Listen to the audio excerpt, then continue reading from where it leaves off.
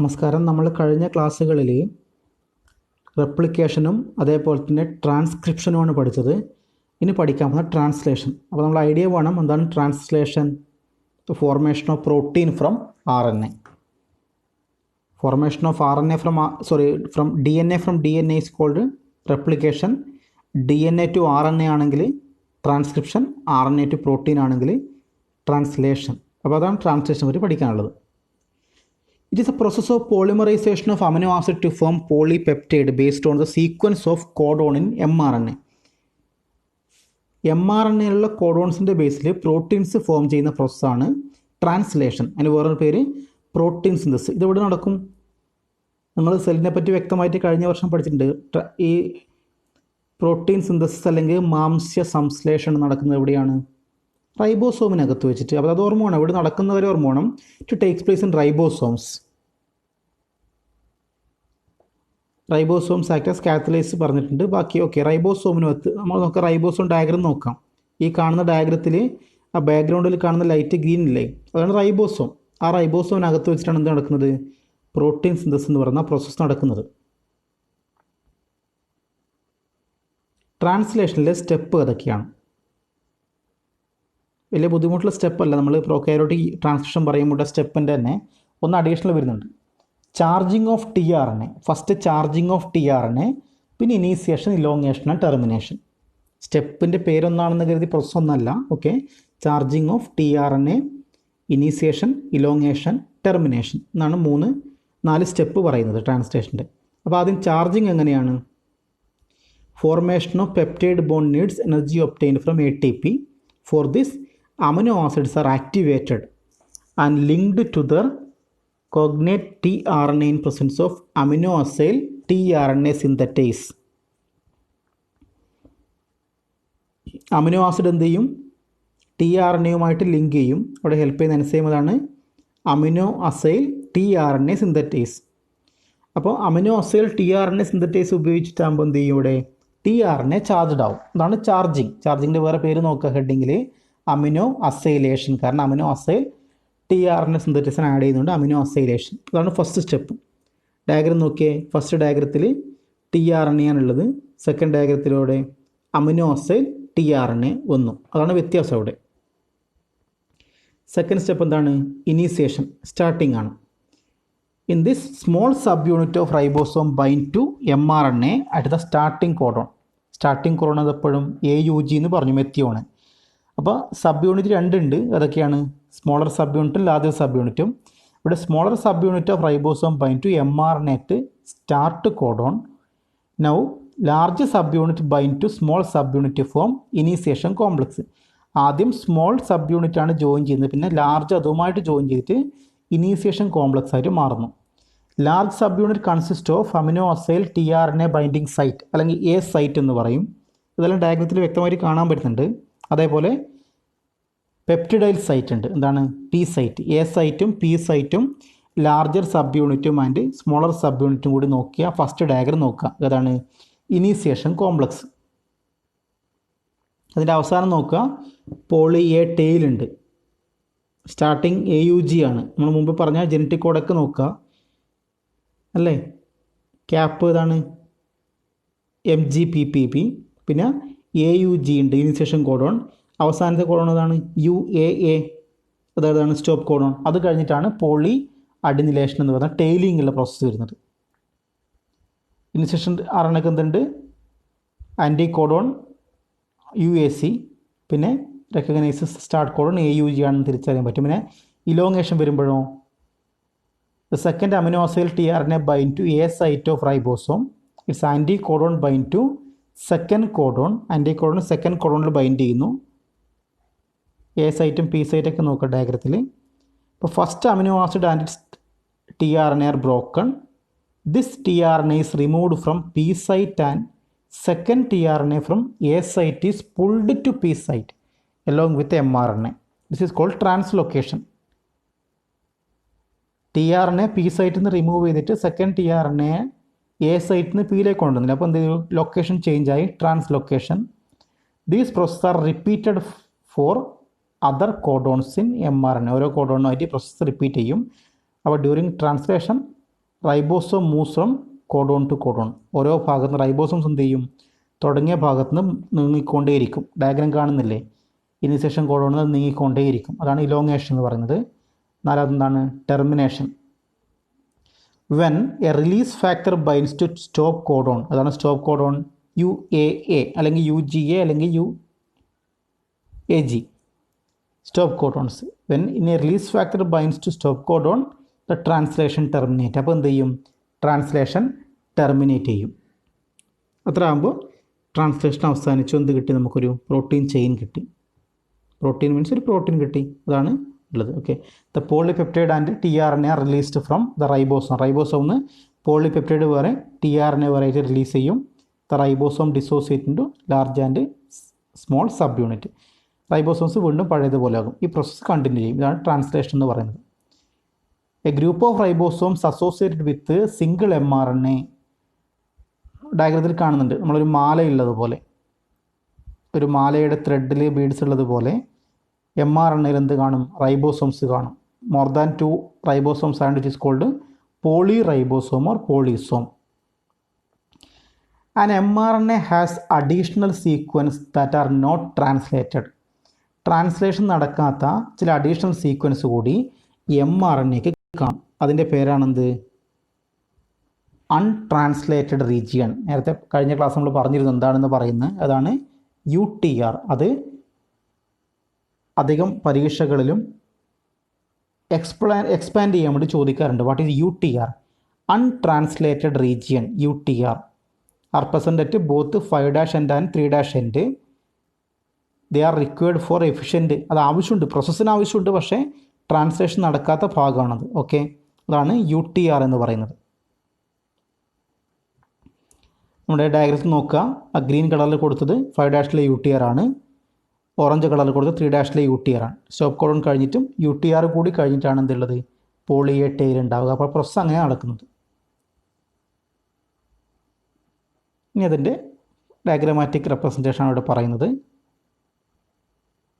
Translation നടക്കുമ്പോൾ ആദ്യം initiation ഡയഗ്രമായിട്ട് നോക്കിയാൽ അത് ഇനീസിയേഷൻ നടക്കും. ഇനീസിയേഷൻ കോംപ്ലക്സ് ഫോം ചെയ്യും. Methionyl tRNA bind to P site. tRNA P സൈറ്റുമായിട്ട് ബൈൻഡ് ചെയ്യുന്നു. പിന്നെ ഇലോങ്ങേഷനാണ്, എ സൈറ്റും ഇതൊക്കെ നമ്മൾ പറഞ്ഞ ട്രാൻസ്ലൊക്കേഷൻ്റെ സമയമാണ്. പെപ്റ്റൈഡ് ബോണ്ട് ഫോം ചെയ്യും. A to P ഇലോങ്ങേഷൻ സമയത്ത് എന്ത് നടക്കും, ഇവിടെ ട്രാൻസ്ലൊക്കേഷൻ നടക്കും. പിന്നെ ഇലോങ്ങേഷൻ നടക്കും, റൈബോസോംസ് മൂവ് ചെയ്യുന്നുണ്ട്. അവസാനം ടെർമിനേഷൻ ആകുമ്പോഴേക്കോ സ്റ്റോപ്പ് കോഡോണിൻ്റെ അവിടുത്തും ടെർമിനേഷൻ ആവും. ആൻഡ് ഫൈനലി എന്ത് പ്രൊഡ്യൂസ് ചെയ്യും, പെപ്റ്റൈഡ് ചെയിനും റൈബോസോം സെപ്പറേറ്റ് ആക്കും, tRNA സെപ്പറേറ്റ് കിട്ടും. അങ്ങനെ പുതുതായിട്ട് ഒരു പ്രോട്ടീൻ ചെയിൻ അല്ലെങ്കിൽ പ്രോട്ടീൻ മോളിക്യൂൾ പ്രൊഡ്യൂസ് ചെയ്യും. അങ്ങനെ RNA ഉപയോഗിച്ച് പ്രോട്ടീൻ പ്രൊഡ്യൂസ് ചെയ്യുന്ന പ്രോസസ്സിൻ്റെ പേരാണ് ട്രാൻസ്ലേഷൻ. ഇതാണ് ട്രാൻസ്ലേഷൻ. അവിടെ അധികം ഇമ്പോർട്ടൻ്റ് വരുന്നത് ആ സ്റ്റെപ്പും UTR മാത്രമാണ്. സ്പീഡാണ് എടുത്തിട്ടുള്ളത്, കുറച്ച് സ്പീഡാണ് എടുത്തിട്ടുള്ളത്. നമുക്ക് ഞാൻ പറഞ്ഞിരുന്നു ഈ ചാപ്റ്ററൊക്കെ നമുക്ക് ലൈവ് നേരിട്ടുള്ള ക്ലാസ് തുടങ്ങിയ സമയത്ത് ഡിസ്കസ് ചെയ്യും.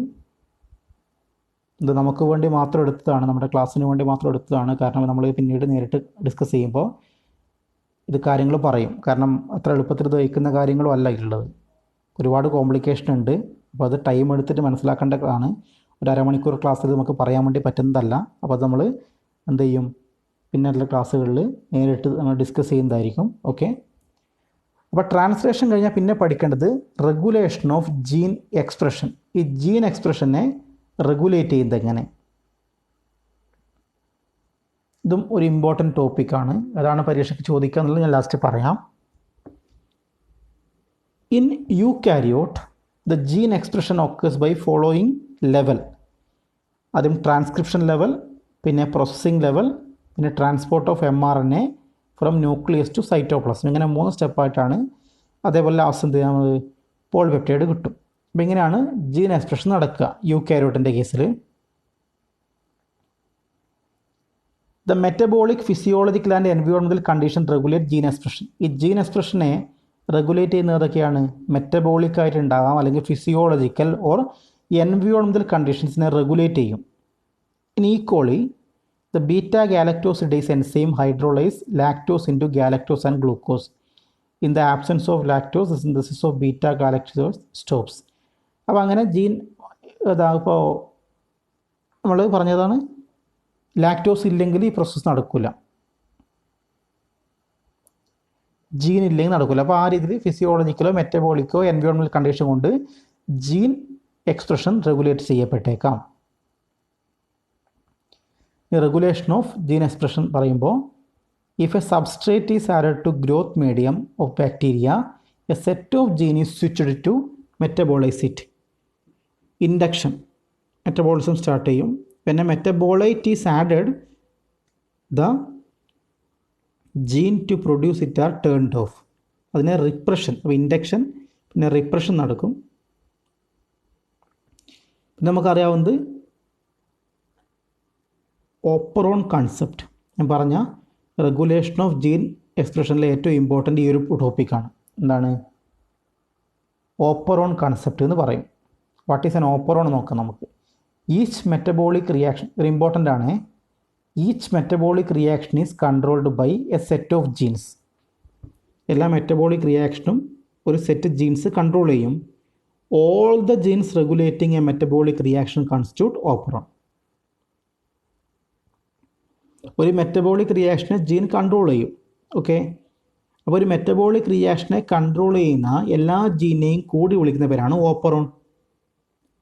ഓപ്പറോൺ എന്താണ്? All the genes regulating a metabolic reaction it's an operon. Example ഏതാണ്? Lac operon, TRP operon. എന്താ ലാക്ക് ഓപ്പറോൺ? ലാക്ടോസിൻ്റെ ആണ് lac operon. Okay, lac operon അങ്ങനെ വരുന്നതാണ്. അപ്പോൾ അങ്ങനെയാണ് ഇതിൻ്റെ ഡിഫറെൻറ്റ് ഓപ്പറോൺസ് ഉണ്ട്. അപ്പോൾ നമുക്ക് ലാക്ക് ഓപ്പറോൺ കൺസെപ്റ്റാണ് കുറച്ചും കൂടി കൂടുതൽ പഠിക്കാനുള്ളത്. കൂടുതലൊന്നുമല്ല, ഇമ്പോർട്ടൻ്റ് ആയിട്ട് പഠിക്കാനുള്ളത്. എന്താണ് lac operon concept? Lac operon is the operon controlling lactose metabolism. ലാക്ടോസിൻ്റെ മെറ്റബോളിസം കൺട്രോൾ ചെയ്യുന്ന ഓപ്പറോൺ ആണ്, സെറ്റ് ഓഫ് ജീൻസ് ആണത് ലാക്ക് ഓപ്പറോൺ. അത് പ്രപ്പോസ് ചെയ്ത ആരാണ്? Jacob and മൊണാർഡ്.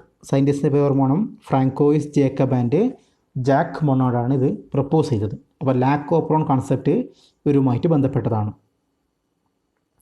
ലാക്ക് ഓപ്പറോണിൻ്റെ പാർട്ട് നോക്കാം.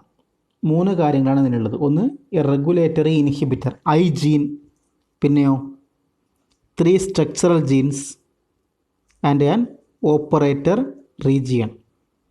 ഓപ്പറേറ്റർ ഡയഗ്രം നോക്കുക. ഓപ്പറേറ്റർ റീജിയനാണ് O എന്ന് കൊടുത്തിട്ടുള്ളത്. Regulatory gene I, inhibitor I കൊടുത്തിട്ടുണ്ട്. സ്ട്രക്ചർ ജീൻസ് 3 തരമുണ്ട്. അതൊക്കെയാണ് Z gene, Y gene and A gene.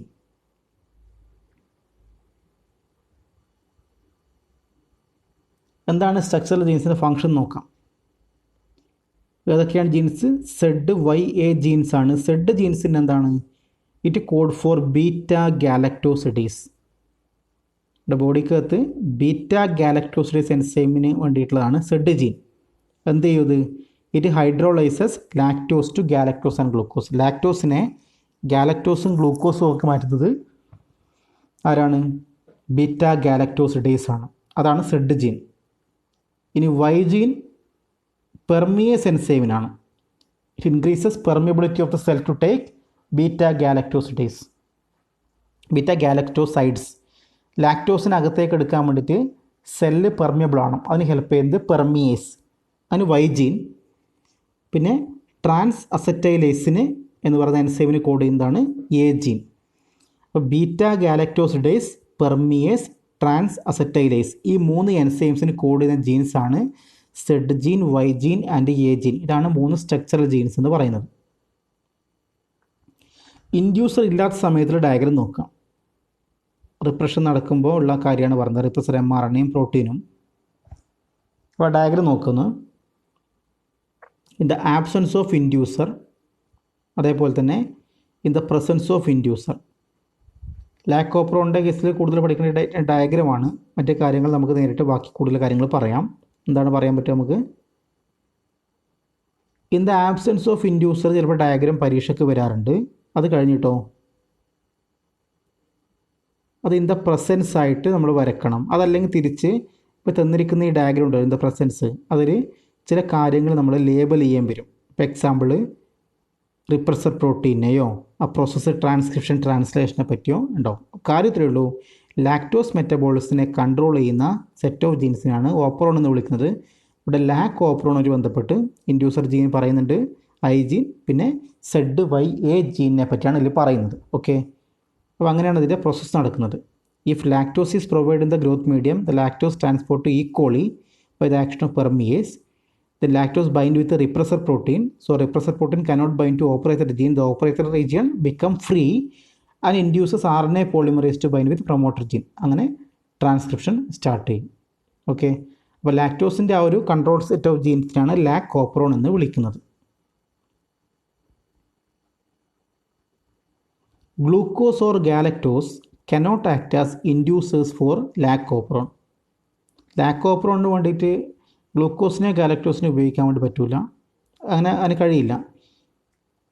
Regulation of lac operon by repressor is called, repressor വഴി ചെയ്യുന്നതിന് വിളിക്കും നെഗറ്റീവ് റെഗുലേഷൻ.